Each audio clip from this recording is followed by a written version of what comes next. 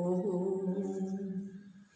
हरिं हृदयसत्मस्थं गुरुं देवं दयानिधिं वन्दे प्रणयनम्रेण चेतसा सर्वकामदम्। ॐ नास्ता धर्मेण वसुनिचये नैव कामोपभोगे यद्भाव्यं तद्भवतु भगवन् पूर्वकर्मानुरूपम्। एतत् प्रार्थ्यं मम बहुमतं जन्म जन्मान्तरेऽपि त्वत्पादाम्भोरुहयुगगता निश्चला भक्तिरस्तु। ॐ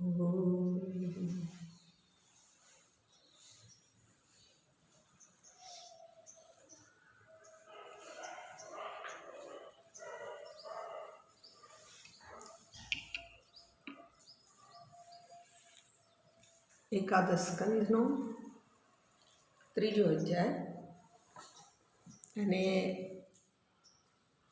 નિમિ રાજા ત્રીજા યોગેશ્વર હરિને બીજાને પ્રશ્ન કરીને, હરિ બીજા હતા અને ત્રીજા યોગેશ્વર અંતરિક્ષને એ પ્રશ્ન કરે છે. અને એ પ્રશ્ન એવો છે કે હે ભગવાન, હું જે વિષ્ણુ ભગવાનની માયા છે એ માયાને જાણવા માગું છું. કેમ? તો કે તો જે મોટા ખૂબ બુદ્ધિશાળી લોકો હોય એ પણ ભગવાનની માયામાં ફસાઈ જાય છે અને મારે એ માયામાં ફસાવવું નથી. મારે માયાપતિને જાણવા છે અને એટલા માટે મને તમે એ માયાનું સ્વરૂપ બતાવો કે જેથી કે હું જાણી લઉં કે એના વશમાં હું ક્યારે કેમ થઈ જાઉં છું. બીજું એવું એના સંદર્ભમાં જોયું હતું કે તમારે માયાને જાણીને શું, માયાપતિને જ જાણો તો શું? માયાપતિને જાણી લો તો વાત પૂરી થઈ ગઈ. તો કે ના ના, માયાપતિને જાણવું, અરે માયાને જાણવું એનો અર્થ છે કે માયાપતિની લીલાઓને જાણવી. માયાને જાણવાનો અર્થ શું થશે? માયાપતિની જે લીલાઓ છે એને જાણવી. અને માયાપતિને જાણીને તો પછી વાત પૂરી થઈ જશે. એટલે અમને એવું થાય છે કે આ વાતો ચાલુ રહે, ભગવાનની કથારૂપી અમૃત અમે પીતા રહીએ, ભગવાનની વાતો ચાલુ જ રહે, તો એવું અમે ઈચ્છીએ છીએ. અને એ ઈચ્છવાનું કારણ પણ બતાવ્યું કે જ્યાં જગતમાં વ્યવહાર કરવા જઈએ ને ત્યાં તો સર્વત્ર તાપ જ છે. ક્યાંય એવું નથી કે દજાય નહીં. તાપ છે એનો અર્થ શું? તાપ હોય તો એની જ્વાળા લાગે. એટલે એ જે તાપ છે એ તાપથી છૂટાય. ભગવાનની કથા સાંભળતા સાંભળતા, અમૃતપાન કરતાં કરતાં આ ભગવાનની જે વાતો સાંભળીએ તો એ ઔષધિ બની જશે. તાપ તો લાગતો હશે, એ લાગશે, પણ એની સાથે શું થઈ જશે? ભગવાનના ભજન રૂપી, એના કીર્તન રૂપી જે કથા છે એ ઔષધિ બની જશે અને એ સેવન અમને બીજા સંસારના તાપથી છોડાવનાર છે. તો આ રીતે નિમિ રાજાએ પ્રશ્ન કર્યો અને આપણે એવું જોતા હતા કે નિમિ રાજાના પ્રશ્નના જવાબ રૂપે અંતરિક્ષ છે એ પ્રત્યુત્તર આપે છે.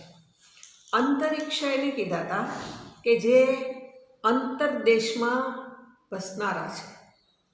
અંતરિક્ષ કોણ છે? અંતઃ-ઇક્ષ, જે અંદર અંદર જોનારા છે, બાહ્ય જગતમાં જોનારા છે એવું નથી. એટલે જે અંતરદર્શી હોય અથવા તો એ દેશમાં રહેનારા હોય એવા લોકો શું કરશે તો કે એ આજે ભગવાનની માયા છે એને બતાવી શકશે. અને એટલા માટે ત્રીજા શ્લોકની અંદર આપણે જોતા હતા. ત્રીજો શ્લોક શું છે? એભિર્ભૂતાનિ ભૂતાત્મા મહાભૂતૈર્મહાભુજ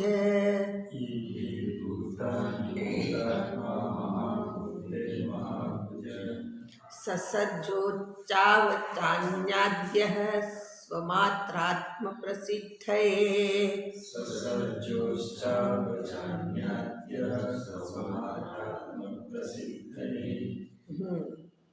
શું કહે છે?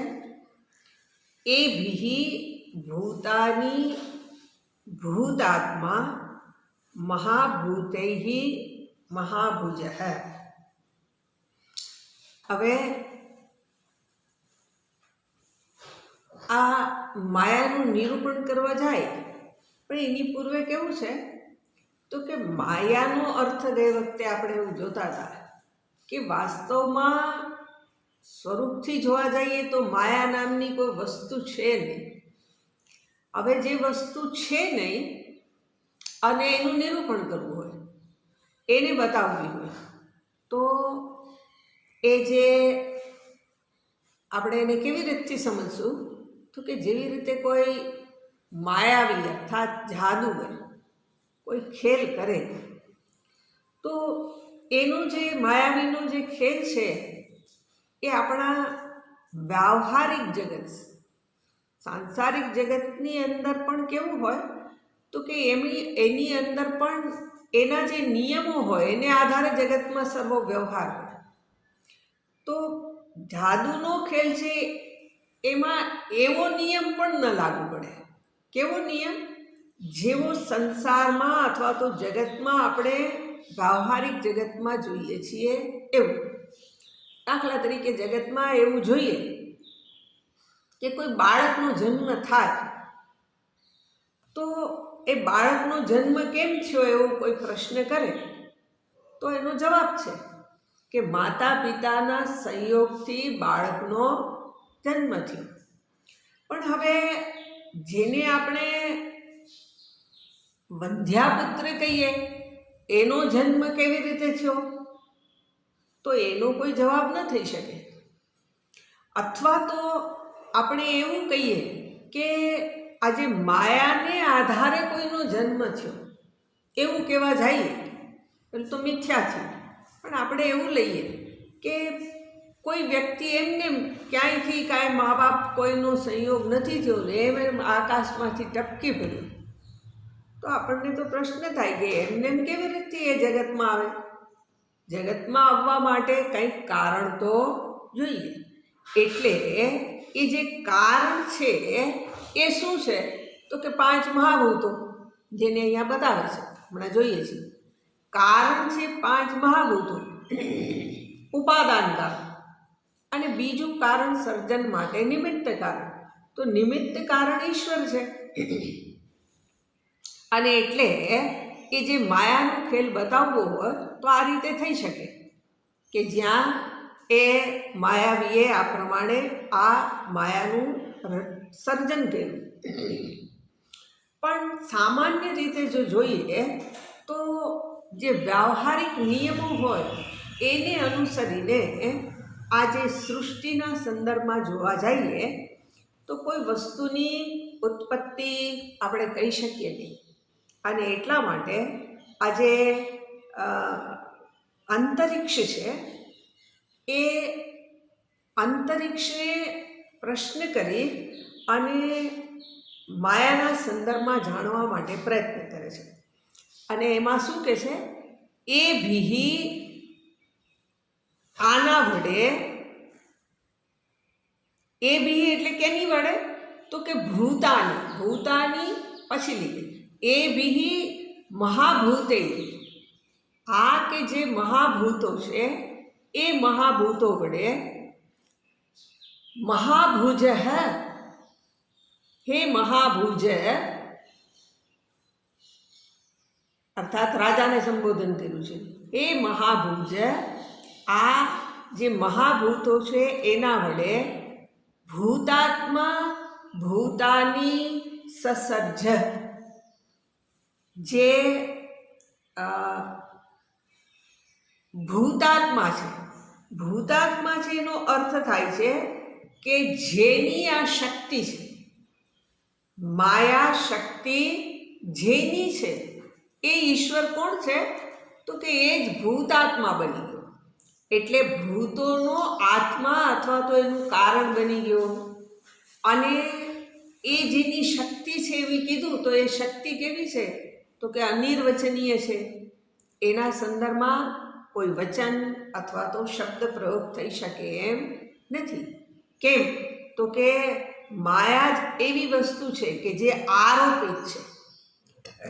શેની અંદર આરોપ કરેલો છે? તો કે શુદ્ધ બ્રહ્મની અંદર. એટલે આ રીતે જો કારણ કેવું હોય તો માયા છે, અને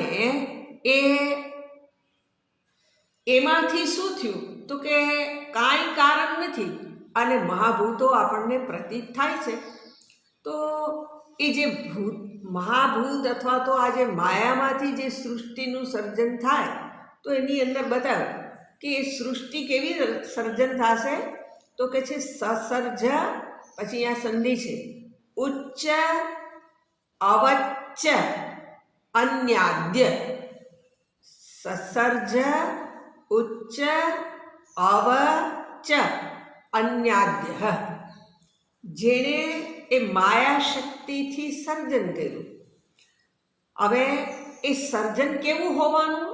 તો કે ઉચ્ચ, ઉત્કૃષ્ટ પણ હશે, અને અવ એટલે નિકૃષ્ટ પણ હશે, અને અન્યાદ્ય, અને બીજા કાંઈ ઉત્કૃષ્ટ નિકૃષ્ટની વચ્ચેના જે જીવો છે એ પ્રકારના. એટલે કોઈક ઊંચું હશે, કોઈક નાનું હશે, કોઈક મોટું હશે, જે કેવું હોય એનો અર્થ થાય. એટલે પરમાત્મા કે જેણે આ સૃષ્ટિની રચના કરી એ માયાથી કરી, અને એ પરમાત્મા એણે આવા કાંઈ જે વિભાગ આપણા મનમાં ભલે હોય, પણ એણે તો સૃષ્ટિનું સર્જન જ કર્યું. એમાં ઊંચા નીચા નાના મોટા જે કંઈ ભેદ છે એ આપણે કર્યા. એવું કેમ કહી શકાય? તો કે પરમાત્મા તો જો જોવા જઈએ તો નિષ્ક્રિય છે, યા ક્રિયા ન હોઈ શકે. સર્જન કરવા માટે કોઈ આકારવાળો જોઈએ. પરમાત્મા નિરાકાર છે. જગત બનાવ્યું એણે તો ત્યાં કંઈક વિકાર જોઈએ. પોતે નિર્વિકાર છે. બનાવવા જે કંઈ વસ્તુને બનાવે એની અંદર ગુણ હોય, પણ એ નિર્ગુણ છે, અને નિર્વિશેષ અને નિર્ધર્મક પણ છે. પોતાને કોઈ ધર્મો પણ નથી. તો આવા જે પરમાત્મા છે એણે પોતાની જે માયા શક્તિ છે એ માયા શક્તિથી આ પ્રમાણે જે વિભાગ કર્યા ઊંચા નીચા ઇત્યાદિ, અને એવી રીતે સૃષ્ટિ બનાવી. તો એ સૃષ્ટિના સંદર્ભમાં કહે છે કે આ માયા જે બનાવી એ માયાનો ખેલ કેવો છે? તો એની પાછળનું પ્રયોજન બતાવતા કે છે સ્વમાત્ર આત્મ પ્રસિદ્ધએ. એણે આ સૃષ્ટિ શું કરવાને બનાવી? તો કારણ આપ્યું કે એણે સૃષ્ટિ બનાવીને ભગવાનને તો કાંઈ કારણ જ નહોતું, પણ પોતાની પ્રસિદ્ધિ થાય. હવે પ્રસિદ્ધિ પાછી ક્યાં થાય? જ્યાં હુંથી જગત જુદું હોય ત્યાં. આપણે જોયું એ તો નિર્ગુણ નિરાકાર નિર્ધર્મક અને એ નિર્વિકાર છે. એવા પરમાત્મા એની અંદર આ પ્રકારની કોઈ પણ વસ્તુ હોઈ શકે નહીં, પણ છતાંય જે જોવા મળે છે તો એ પોતાની પ્રસિદ્ધિ માટે જ પરમાત્માએ આ વિવિધ રચના કરી. બરાબર? અને એટલે વિવિધ રચનાની અંદર જે દેશ કાળ વસ્તુ બધાનું એમણે નિર્માણ કર્યું. પણ એ પરમાત્મા તો પોતાની સ્થિતિમાં એવા ને એવા જ બની રહ્યા, અને એવા ને એવા બની રહી અને એણે શું કર્યું તો કે આખી સૃષ્ટિ બનાવી દીધી. હવે તો આપણને એવું થાય કે આવી વારંવાર આવી સૃષ્ટિ એને શું કરવાની કર્યા કરવી પડે, શું કરવાને આવી ફરી ફરી સૃષ્ટિ બનાવે છે? તો એને માટે કીધું, એના બે અર્થ કર્યા છે. આ જે સ્વમાત્ર આત્મ પ્રસિદ્ધ તો એક અર્થ આપણે એવો કર્યો કે પોતાની પ્રસિદ્ધિ માટે જ ભગવાને આ માયાનું સર્જન કર્યું.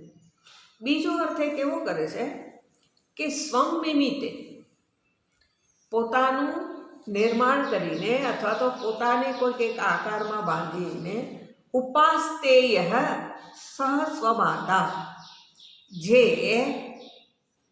ઉપાસ્તેય જે ઉપાસ્ય છે એ પરમાત્મા, એનું શું કરવા માગે છે તો કે તસ્ય આત્મના જીવસ્ય, હવે જે ઉપાય રૂપે જે રહેલા છે એ પરમાત્મા પોતે જ કેવા છે તો કે જીવસ્ય પ્રકૃષ્ટાય સિદ્ધયે, એણે જે જીવોની રચના કરી તો એની સિદ્ધિને માટે, અર્થાત એને સિદ્ધિ મળે એને માટે એણે રચના કરી. જીવને સિદ્ધિ મળે એટલે શું થાય તો કે એનો અર્થ એવો થાય કે જે ભગવાનનું ભજન કરનાર હોય એ ધીમે ધીમે પોતે આગળ વધે. આપણે હમણાં જોયું કે ભગવાનનું એની જે લીલાઓ છે એના સંદર્ભનું જે કંઈક કથન છે આપણે ફરી ફરી સાંભળીએ તો એવું થાય કે કથા તો આપણને ખબર છે, હવે એમાં ને એમાં શું સાંભળ્યા કરવું, તો કે એની પાછળનું પ્રયોજન છે. એ કથા સાંભળતા સાંભળતા ક્યારેક એવું થતું રહે છે કે મારા ચિત્તની શુદ્ધિ થાય, અને એ ચિત્તની શુદ્ધિ થતાં થતાં શું થાય છે તો કે ભક્ત છે એની ધીમે ધીમે ગતિ થાય છે. અને એ ગતિ કઈ તરફ થવાની છે તો કે જેના સંદર્ભમાં એને ફરી ફરી જાણવા પ્રવૃત્ત થયો. ભગવાન રામની કથા સાંભળી, શ્રી કૃષ્ણની કથા સાંભળી, તો હવે એ રામ કેવા છે, એ શ્રી કૃષ્ણ કેવા છે એવું જાણવાની ઈચ્છા થશે. અને એ જાણવાની ઈચ્છા થતાં થતાં એ જ કથાઓની અંદર એનું રહસ્ય પણ ભરેલું છે, અર્ક એમાં ભરેલો જ છે કથાઓની અંદર, એ સમજાતો જાય. એટલે પોતે ભક્ત બનીને ઉપાસના કરે અને એ ઉપાસકની ભગવાન જ સ્વયં વૃદ્ધિ કરે, એની એમાં રુચિ થાય અને પોતે પોતાના માર્ગમાં આગળ વધી શકે. અને એટલા માટે ભગવાન પોતાની વિવિધ લીલાઓ એનું દર્શન કરાવે. તો અહીંયા એક અર્થ એવો થાય છે, એક પોતાની સિદ્ધિ માટે કે લોકો પોતાને જાણે, બીજું એને જાણ્યા કે આ સૃષ્ટિનો સ્વામી કોણ છે, તો પછી પોતાની શ્રદ્ધાને આધારે જે રામ કૃષ્ણ શિવ શક્તિ જેની માનતો હોય તો એની કથા સાંભળે, અને કથા સાંભળીને એના દ્વારા શું થાય તો કે એની તરફ એની પ્રવૃત્તિ થાય અને એ ધીમે ધીમે આગળ વધે. બીજો એક એવો પણ અર્થ કરેલો છે કે સ્વ અંશ ભૂતાનામ જીવાનામ, પરમાત્મા જે ભૂતાત્મા કીધું છે એ ભૂતાત્મા કેવો છે તો કે સ્વયં પોતે તો પોતાના સ્વરૂપમાં સ્થિત છે, પણ સ્વ અંશ પોતાના અંશમાંથી જે એણે આખી સૃષ્ટિનું નિર્માણ કર્યું છે તો એમાંથી બેના જીવો, તો એ જીવાના માત્રા પ્રસિદ્ધએ, હવે માત્રા પ્રસિદ્ધએનો અર્થ કર્યો છે વિષય ભોગાય અને આત્મ પ્રસિદ્ધએ મોક્ષાય છે. જે શું કર્યું છે એમણે તો કે જે અનાદિકાળથી અજ્ઞાન રૂપી નિદ્રામાં પોઢેલો છે, જીવ કેવો છે અજ્ઞાનથી એ પોતે અનાદિકાળથી એમાં પોતે સૂતો છે. તો એ જે સૂતો છે એને શું કરવું છે? તો કે એને સૂતેલાને જગાડીએ, એને કંઈક પોતે એને કંઈક મેળવવું હોય તો કર્મ કરે, અને એટલા માટે એને માટે કર્મનું નિર્માણ કર્યું. જીવને માટે એને જગાડીને એને એના ફળ ખવડાવવા માટે ભગવાને શું કર્યું? તો કે ઉઠાડ્યો અને સામે વિષય ભોગ ધર્યા. ઉઠતાની સાથે જ આપણે બાળકને શું કરીએ? ખાવાનું પીવાનું કાંઈક પકડાવી દઈએ તો શું થઈ જાય? તો કે તો બાળક પછી ધીમે ધીમે ધીમે એની ઊંઘ ઉડે અને પછી પ્રવૃત્તિમાં પ્રવૃત્ત થાય. એવી રીતે જીવને પણ ભગવાને શું કર્યું? તો કે અજ્ઞાનરૂપી નિદ્રામાંથી જગાડવા માટે એણે એ ઉઠે એની સાથે જ એના પોતાના ધર્મરૂપ કર્મ એને આપ્યા. એ ધર્મરૂપ કર્મ આપીને શું કર્યું? તો કે એને આધીન એને વિષય ભોગ અથવા તો પછી એ પોતે પોતાના મનની સ્થિતિ હોય એને આધારે એને મોક્ષની ઈચ્છા પણ જન્માવી. એટલે વિષય ભોગ અને બીજું કે છે મોક્ષાય છે, એને માટે. એમાં નથી પણ આજે સ્વમાત્ર આત્મ પ્રસિદ્ધ એ શબ્દ છે એની વ્યાખ્યાની અંદર આ પ્રમાણે અર્થ કરેલું છે કે આ જે ભગવાને જે સૃષ્ટિ બનાવી તો એની અંદર 4 પુરુષાર્થ લઈએ છીએ આપણે: ધર્મ, અર્થ, કામ, મોક્ષ. તો ધર્મ, અર્થ, કામ આ 3 મોક્ષ આપ્યા કે જે વ્યક્તિને ભોગાર્થે આપ્યા, અને ચતુર્થ પુરુષાર્થ છે એ મોક્ષને માટે છે. તો આ રીતે વિષય ભોગ કરે અથવા તો વૈરાગ્યવાન થઈને મોક્ષ મેળવે, એને માટે ભગવાને શું કર્યું છે? તો કે આ પુરુષાર્થ રૂપી સૃષ્ટિ બનાવી. પુરુષાર્થ કરવા માટે એણે સૃષ્ટિ બનાવી. સૃષ્ટિ બનાવી એટલે બાહ્ય સૃષ્ટિ કહી શકીએ અને વ્યક્તિનું નિર્માણ પણ કહી શકાય. વ્યક્તિનું નિર્માણ કર્યું એટલે શું કર્યું? ભગવાને એનું શરીર, કાર્યરૂપ શરીર બનાવ્યું અને એની અંદર કરણ પણ મૂક્યા, સાધનો પણ મૂક્યા, ઇન્દ્રિય, મન, બુદ્ધિ આ બધું જ ભગવાને નિર્માણ કર્યું. નહીંતર શું થાય? તો કે એક તો અજ્ઞાન સ્થિતિમાં છે તો એ તો પડ્યો જ રહેવાનો છે, બેહોશ થઈને જ પડ્યો રહેવાનો છે. પણ ભગવાનની ઈચ્છા છે કે આ પડ્યો રહે એવું બરાબર નથી, અને એટલા માટે ભગવાને શું કર્યું કે એને જગાડતા આ જીવને એ પોતે જાગે અને જાગીને જે એને ક્યાંકથી સુખ મળે એના માટે પ્રયત્ન કરે. સુખ ક્યાંથી મળશે?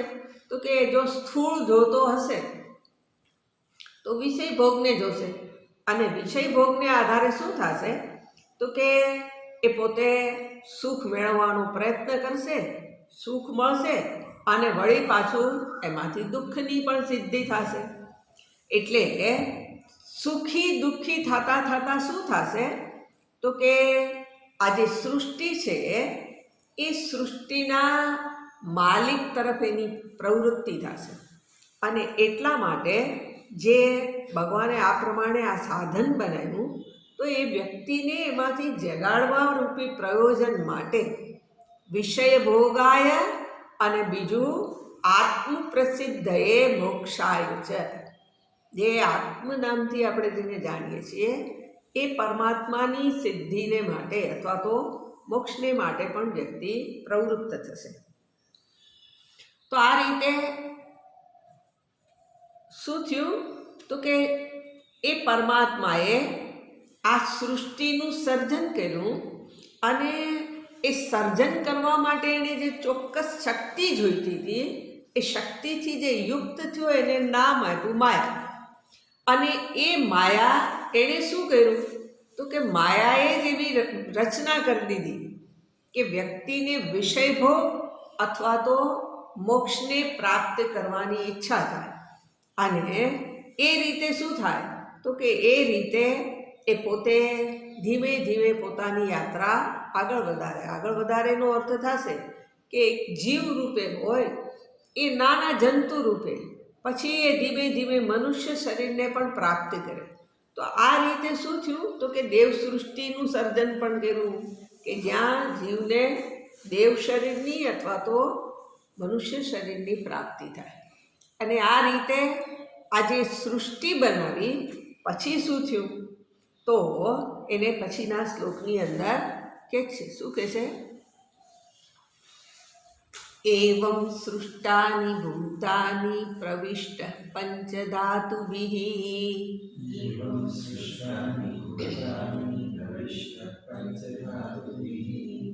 એકધા દશધાત્માनं વિભજન્જુષતે ગુણાન.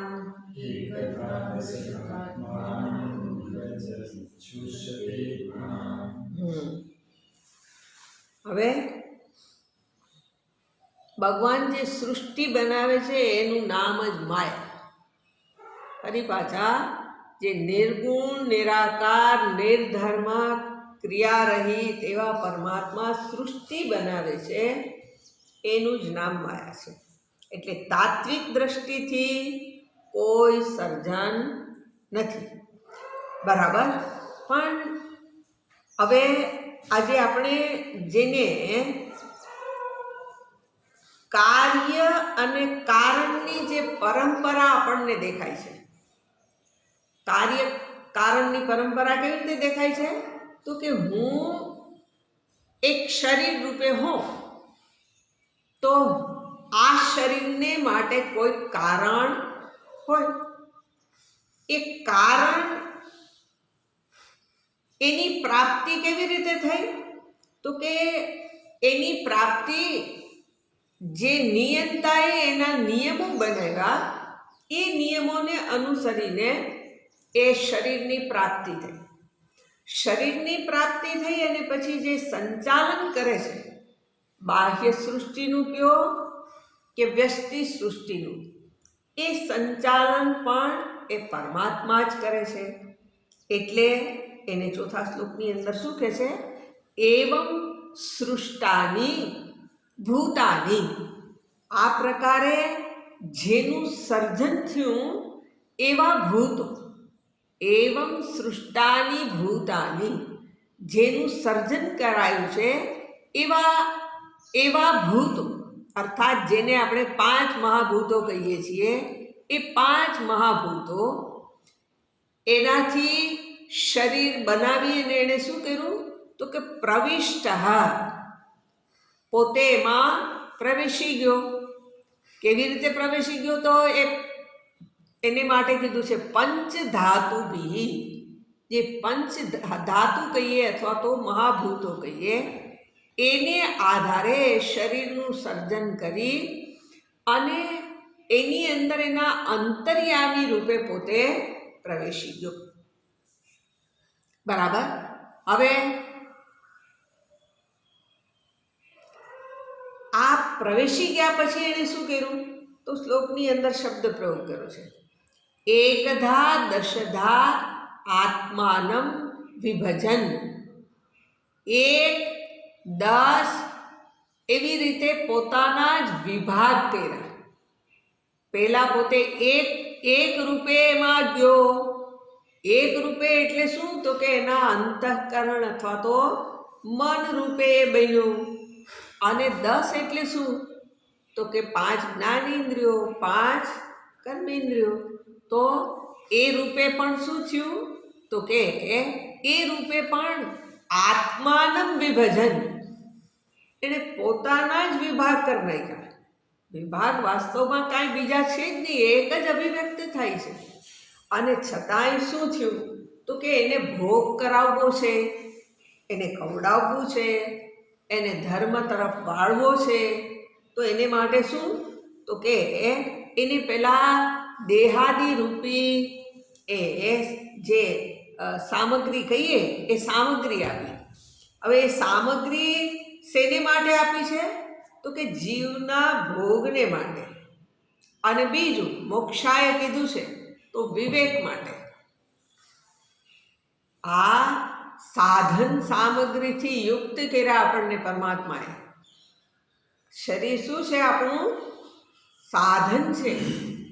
એ સાધન અને સામગ્રીની સહાયથી જગતના જીવ માત્રને શું કર્યું છે?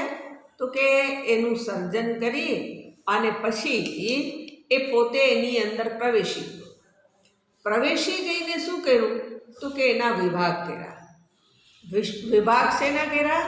તો કે વિષયના એટલે ઇન્દ્રિયોના અને સાથે સાથે એને ભોગવનાર જે મન ઇત્યાદિ છે પદાર્થોના અને ઇન્દ્રિય મનના આ વિભાગ સ્વયં પરમાત્માએ બનાવ્યા. હવે એ બનાવીને વિભજન જુષતે ગુણા, આજે એના જે ગુણો છે અર્થાત જે ગુણને આધારે આ વિષયોનું સર્જન થયું, એ સર્જન કરીને ભગવાન પોતે જ પ્રસન્ન થઈ ગયા કે ઓહો, આવું સરસ જગત બની ગયું, આવી બધી વ્યવસ્થા ગોઠવાઈ ગઈ કે જ્યાં એ વ્યક્તિ જે કાંઈ કરે એ બધું જ એને ત્યાંથી મળ્યા કરે. કેવી રીતે મળે? તો એનું પ્રતિપાદન કર્યું છે કે આવું આ જગત બનાવી અને ભગવાન પ્રસન્ન થઈ ગયા. બનાવ્યું કેવું? તો એને 5મા શ્લોકની અંદર શું કહે છે? ગુણૈર્ગુણાન્સ ભુંજાન આત્મપ્રદ્યોતિતૈ પ્રભુ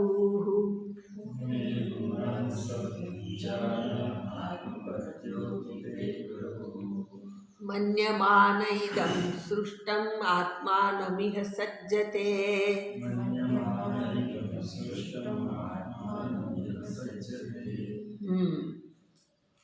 ગુણૈઃ ગુણાન સહ ભુંજાનઃ આત્મ પ્રદ્યોતિતૈઃ પ્રભુ. ગુણૈઃ ગુણાન ગીતાજીની અંદર આવે છે અને અહીંયા પણ એ શબ્દનો પ્રયોગ કરીને કહે છે. ગુણૈઃ એટલે પેલા ગુણૈઃ તો એ તૃતીયા કરી ગુણો વડે એટલે ઇન્દ્રિયો વડે. ગુણૈઃ ઇન્દ્રિયો વડે. ઇન્દ્રિયો વડે શું કર્યું? તો કે ગુણાનનો અર્થ થશે વિષયો. 5 મહાભૂતોમાંથી સર્જન કર્યું. આ શરીરનું થયું અને જગતના 5 વિષયોનું સર્જન પણ એમાંથી જ થયું. 5 મહાભૂતોમાંથી જ આ શરીર બન્યું અને બાહ્ય જગત પણ બન્યું. એટલે ગુણૈઃ ગુણાન સહભુંજાન. હવે આજે આપણે એવું જોયું કે એક ઇન્દ્રિયો છે અને બીજું એના વિષયો છે. પણ આ ઇન્દ્રિય કે એ પેલા જે વિષયો કહીએ એ કોઈ નક્કર વસ્તુ નથી, દ્રવ્ય રૂપ નથી, પણ શું છે તો કે ગુણ છે. ઇન્દ્રિયો અને વિષયો એ દ્રવ્ય રૂપ નથી, પણ એને ગુણ બતાવ્યા છે કે આ ગુણ છે. ગુણ છે એટલે આપણે એવું સાંભળેલું છે કે માયા ત્રિગુણાત્મિકા છે. સર્જન થયું તો કેવી રીતથી થયું? ત્રિગુણાત્મિકા માયાને આધારે. માયાના 3 ગુણો છે અને એની અંદરથી જે ગુણોનું જે થોડા જાજુ થવું એને આધારે શું થાય છે તો કે વિષયોનું નિર્માણ થાય છે, વ્યક્તિનું નિર્માણ થાય છે. એટલે જગતની બધી જ વસ્તુની અંદર ભેદ જોવા મળે છે. એ ભેદ આ ગુણોને આધારે છે. પણ ગુણોને આધારે ભેદ છે એવું જોઈએ ત્યારે મુખ્ય વસ્તુ એ નથી. મુખ્ય વસ્તુ તો જે શબ્દ પ્રયોગ કરે છે કે આત્મ પ્રદ્યોતિતૈઃ પ્રભુ, જે એના વડે આત્મ પ્રદ્યોતિતૈઃ. આત્મા જે કેવો છે તો કે જે સ્વયં પ્રકાશ સ્વરૂપ છે, તો એના વડે શું થયું તો કે આ જે કંઈ વિષયો છે એટલે બાહ્ય વિષયો અને ઇન્દ્રિયો એનો ઉપભોગ કરતા જીવ થયો. એટલે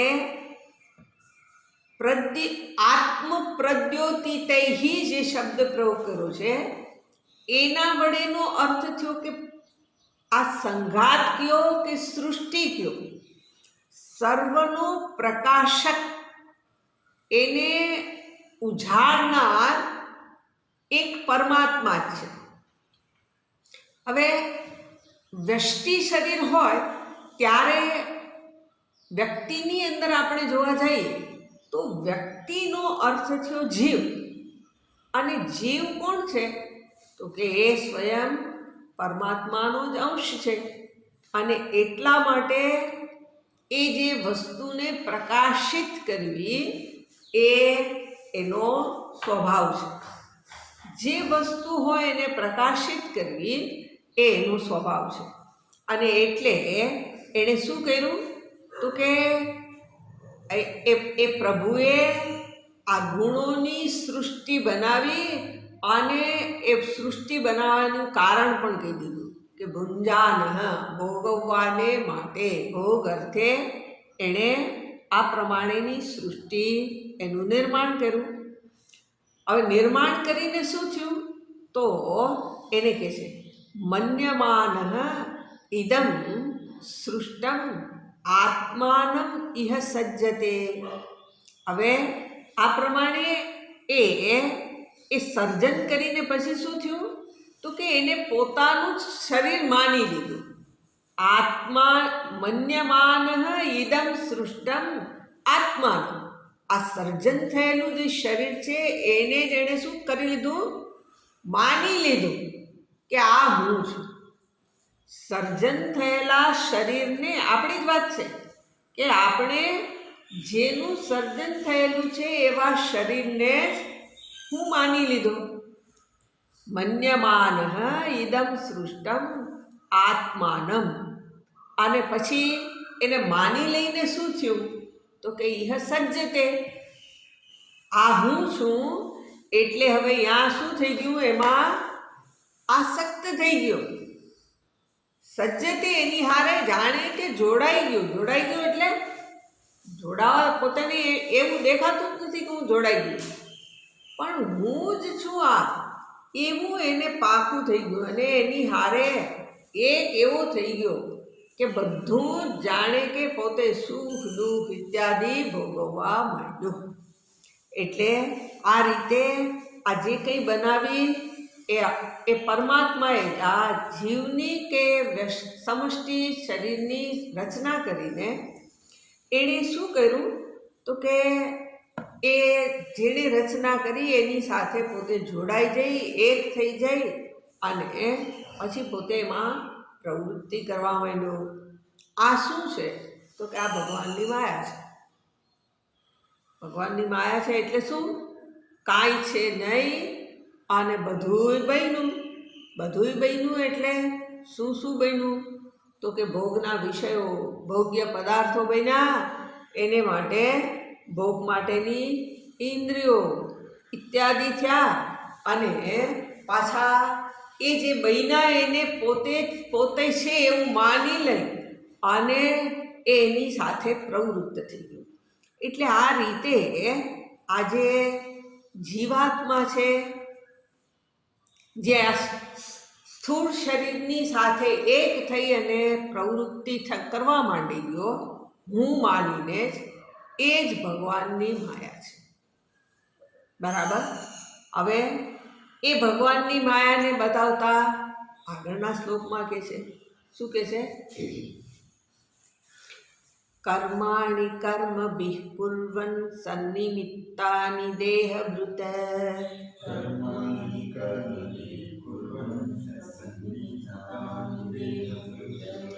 તત્તત્ કર્મ ફલમ ગૃહ્ણન ભ્રમતીહ સુખેતરમ.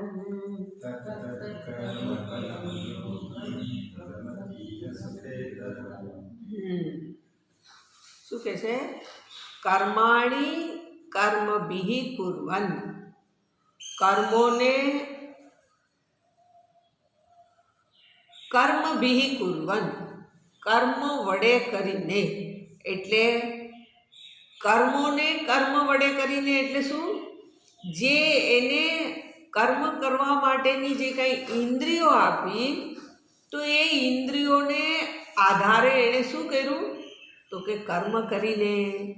સનિમિત્તાની. હવે એ જે કર્મ કર્યા એ કેવા કર્યા? તો કે નિમિત્ત સહિતના. અને એને આધારે દેહભૃત, એ શું બન્યો? તો કે દેહને ધારણ કરનાર બન્યો.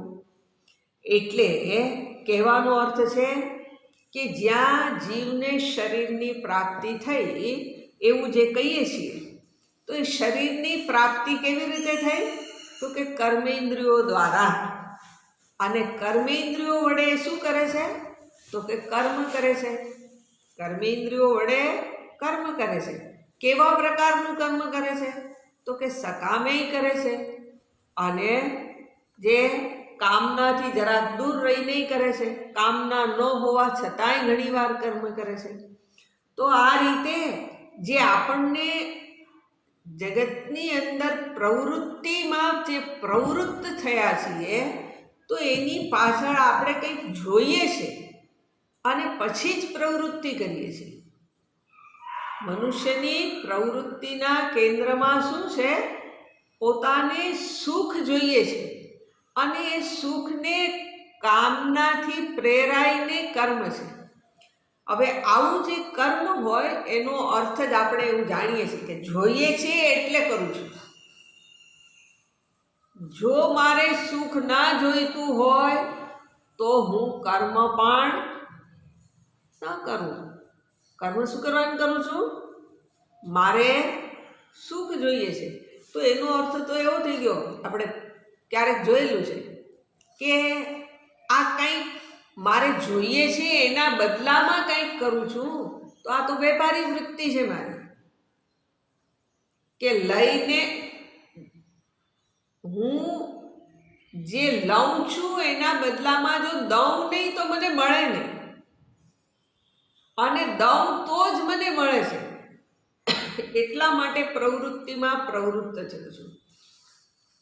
એટલે સ્વાભાવિક કર્મ જે આપણે કહીએ છીએ, એ સ્વાભાવિક કર્મો વાસ્તવમાં કેવા છે? સ્વાભાવિક કર્મની અંદર પણ જીવ એટલા માટે જ પ્રવૃત્ત થાય છે કે કંઈક જોઈએ છે. હવે એ કંઈક જોઈએ છે એની અંદરથી શું કરવું જોઈએ? તો કે જેને મારે કંઈક જોઈએ છે એવું કહું કે સુખ જોઈએ છે, તો એ કર્મની અંદર મારા કર્મો જે છે એ સંસ્કારથી સંપન્ન થવા જોઈએ. સંસ્કારિત કર્મ હશે તો શું થશે? તો કે એનાથી મને સુખની સિદ્ધિ થશે. દાખલા તરીકે આપણે એવું કહીએ કે સવાર પડી અને આપણે શું કરીએ છીએ? તો જે હમણાં બીજો વિષય ભણીએ છીએ એની અંદર વેદાંત સારમાં વ્યાખ્યા આવી કે વ્યક્તિએ કેટલાક કર્મો નિત્ય કરવા જોઈએ, અને એની અંદર સંધ્યા વંદનાદિ એ પ્રમાણે કીધેલા છે. સંધ્યા વંદન વ્યક્તિએ રોજ કરવા જોઈએ. શેને માટે કરવાના ભાઈ? તો કે કાંઈ નહીં, એવું પૂછીને તારે કંઈક આપીએ તો જ તારાથી કર્મ થાય, એમનેમ કર્મ ન થાય. તો કે થઈ તો શકે, તો કે તો કર. આ નિત્ય કર્મ છે, એ કર્મનું તને કંઈ ફળ આપવામાં નહીં આવે. નિત્ય કર્મનું ફળ નથી, તો પછી હું ન કરું. તો કે નહીં, તો પછી પાછું એને લીંબુ લટકાડવામાં આવે. શું લીંબુ લટકાડવું પડે? તો કે જો આ તું નિત્ય કર્મ કરીશ ને તો દોષમાંથી મુક્ત રહીશ. પુણ્ય નહીં મળે, પણ પ્રત્યવાય નામના દોષથી મુક્ત રહીશ. એટલે તારે તને કોઈ દોષ ન લાગે એવી ઈચ્છા હોય એટલા માટે કર્મ કર. તો અહીંયા તો પાછું આવી તો ગયું જ ને, મને કાંઈ મળવાનું નથી, પણ હું મળવાનું નથી તોય કર્મ કરવા પ્રેરામ, એની પાછળનું પ્રયોજન છે.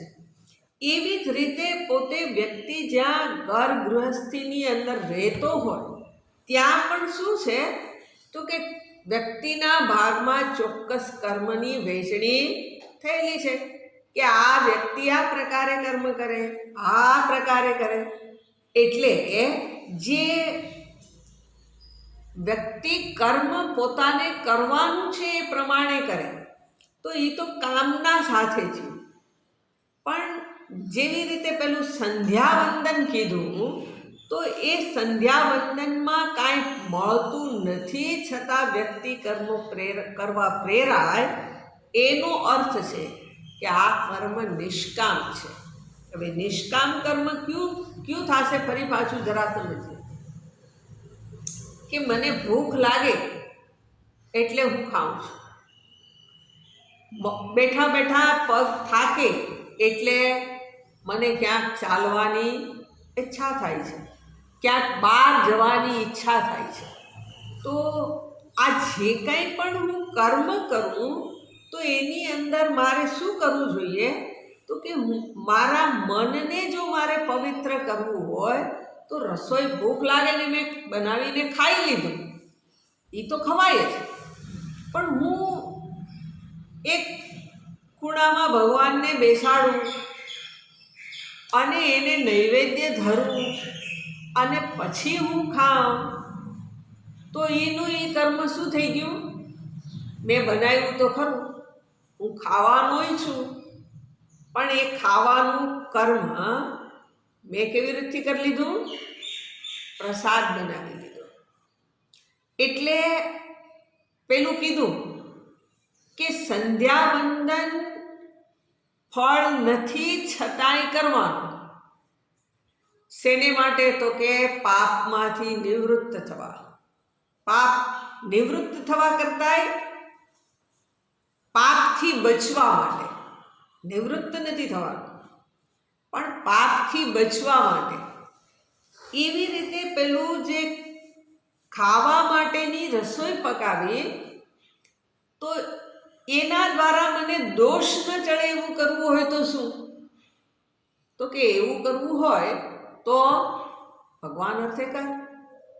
ભગવાન અર્થે કરતો પછી તો કે હવે એ જે તું એનામાં એ રસોઈ પકાવીશ ને એમાં જે તને દોષ લાગે એ દોષ તને નહીં લાગે. પગ એને એક જગ્યાએ બેસવું ગમતું નથી, અકળાઈ જાય છે, એને ક્યાંક લઈ જવા છે તો કે તો મંદિરે જા. મંદિરે જઈશ તો શું થશે? તો કે મંદિરે હાલીને જઈશ તો તારી એ મંદિરે જવા રૂપી જે પ્રવૃત્તિ છે એ ભગવાનનું દર્શન કરવાના નિમિત્ત છે અને એટલે તારા પગને તો ફાયદો થવાનો એ થશે જ. પણ બીજું થયું એટલે પેલું શંકરાચાર્યજી મહારાજનું સ્તોત્ર યદ્યદ કર્મ કરોમિ તત્તત અખિલમ શંભો તવારાધનમ. જે કર્મ કરું એ બધા જ કર્મ શું બની જશે? તો કે ભગવાનની આરાધના. એટલે પણ એ બધું ક્યારે થશે? તો કે જ્યારે મારું મન થોડુંક પણ સંસ્કારી થયેલું હોય. સંસ્કારી થયેલું મન એ જ ધર્મ કર્મને કરવા પ્રેરાશે. ધર્મનો અર્થ થાય છે કર્તવ્ય. સમગ્ર સૃષ્ટિમાંથી મને મારાથી ન લઈ શકાય એટલું મળે છે, એટલું બધું મળે છે અને હું ખાલી લીધા જ કરીશ તો બંધનમાં બંધાઈશ. એ બંધનમાં બંધાવું ન હોય તો શું કરવાનું? તો કે એને માટે આ જે ધર્મરૂપ કર્મ છે, કર્તવ્યરૂપ કર્મ છે એ મનુષ્યએ કરવા જોઈએ. જેનાથી શું થશે? તો કે જે શરીર ધારણ કર્યું પણ એ શરીર ધારણ કરનારો એ કર્મના ફળથી બંધાતો નથી. એટલે કર્માણી કર્મભિ કુર્વન સનિમિત્તાની દેહભૃત તત્તત્ કર્મ ફલમ ગૃહ્ણન. તે કર્મના ફળોને ગ્રહણ કરીને ભ્રમતી ઇહ સુખેતરમ, જે શું કરે છે તો કે છે કે જે પ્રકારે વ્યક્તિ કર્મ કરે એ પ્રમાણે ફળ પામે છે. આપણે આ કહેવત એ છે કે જેવી કરણી એવી ભરણી. વ્યક્તિ જેવું કર્મ કરે એવું એને ફળ મળે. એટલે એ ફળનું કેવું છે તો કે આજે મળી જાય અને ભવિષ્યમાં પણ મળે, કાલે પણ મળી શકે. એટલે કર્મનું ફળ છે અવશ્યભાવી છે, ચોક્કસ મળનારું છે. કર્મ કર્યું એટલે એનું ફળ તો મારે ભોગવવાનું જ છે. બરાબર.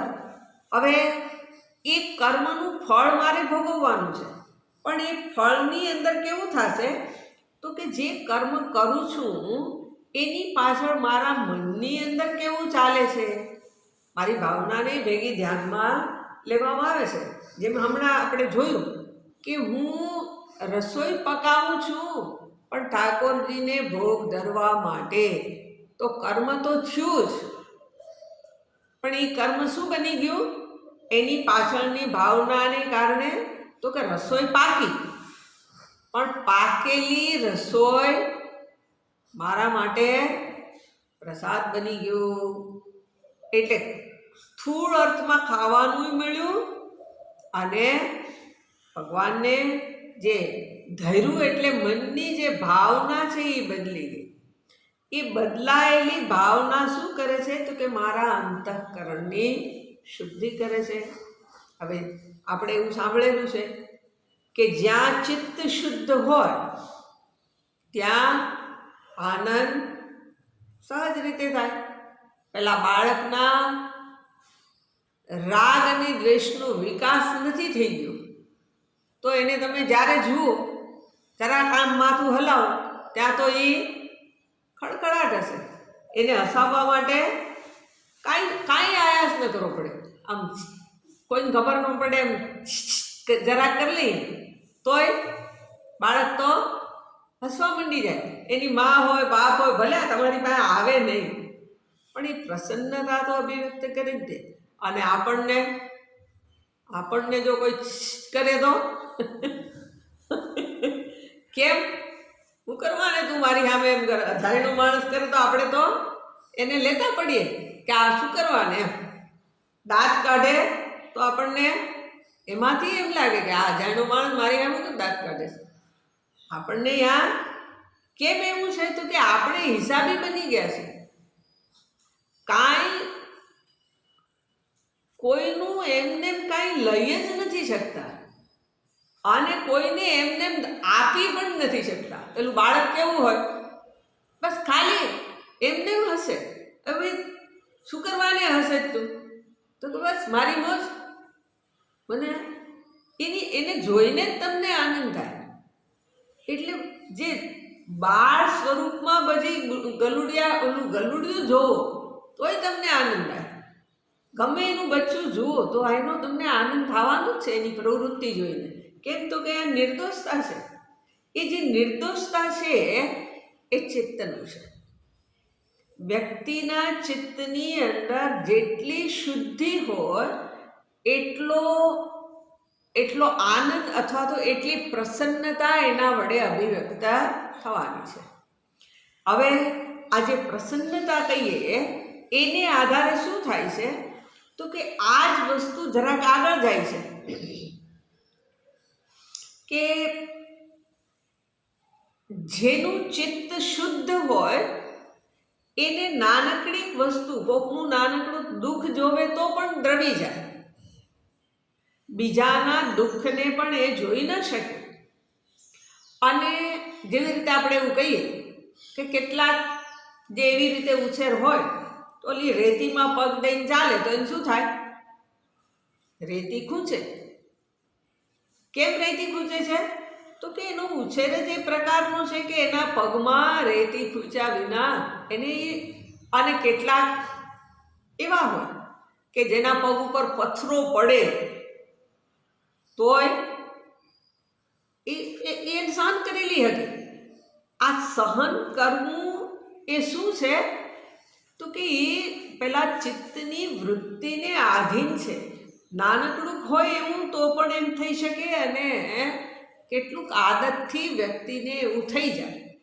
અથવા તો હજી એક બીજું દ્રષ્ટાંત પણ આપણે જોઈ શકીએ કે જેવી રીતે કોઈ વ્યક્તિ સફેદ કપડાં પહેરે અને ચોખ્ખો રહેવાની એને આદત હોય, તો એના સફેદ વસ્ત્રની અંદર જરાક ક્યાંક કાંઈ ચોંટ્યું હોય તો એ ઉડીને આપણી આંખે આ બધાય વસ્ત્ર દેખાય છે, પણ પેલું જે કંઈક ચોંટ્યું છે એ સીધે સીધું ધ્યાનમાં આવે છે. અને બીજો વ્યક્તિ એવો હોય કે છાણથી ને માટીથી કરડાયેલો હોય, ત્યાં ક્યાંય કચરો ચોંટ્યો હોય તો કે તો કાંઈ ધ્યાનમાં ન આવે. તો એ શું છે? તો કે વ્યક્તિનું જે ચિત્ત છે એવું એના જેવું છે. ચિત્ત શુદ્ધ હોય તો એ શુદ્ધ ચિત્તથી શું થશે? તો કે એ કોઈના દુઃખને, કોઈની સમસ્યાને નહીં જોઈ શકે. અને બીજાને ગમે એવું દુઃખ હોય તોય એનું જરાકે કાંઈ હલે નહીં, એને કાંઈ ન થાય. તો એ ચિત્તને આધારે વ્યક્તિના આ પ્રકારની આ અભિવ્યક્તિ જોવા મળે છે. પણ આપણે જોઈએ છીએ શું? કે વ્યક્તિ જે પ્રકારનું કર્મ કરે એ પ્રકારનું, શ્લોકમાં કીધું છે, તત્ કર્મ ફલમ ગૃહ્ણન.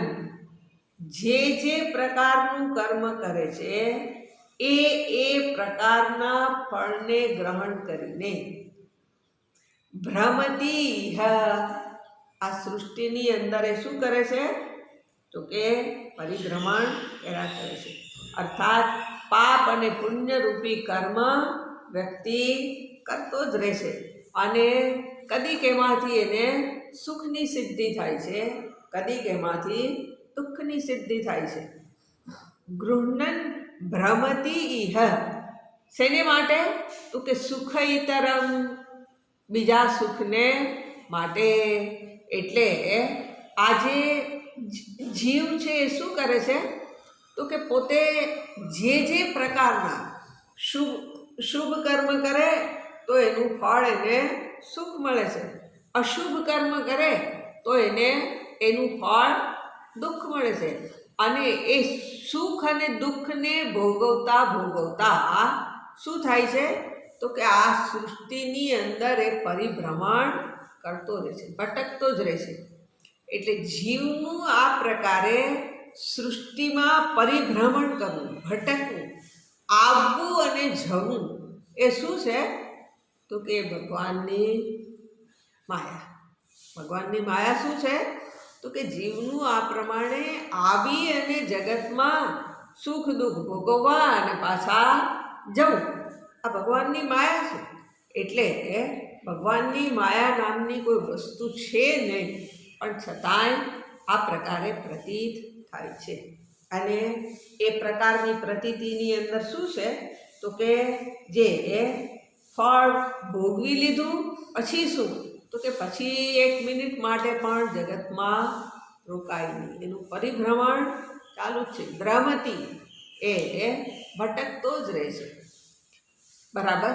આવું કહીને પછીના શ્લોકની અંદર શું કહે છે? ઇત્થમ કર્મ ગતિ ગચ્છન બહ્વ ભદ્રવઃ પુમાન.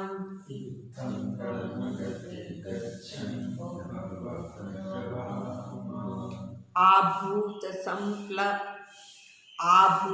સંપ્લવાત સર્ગ પ્રલયાવશ્નુતે વશઃ.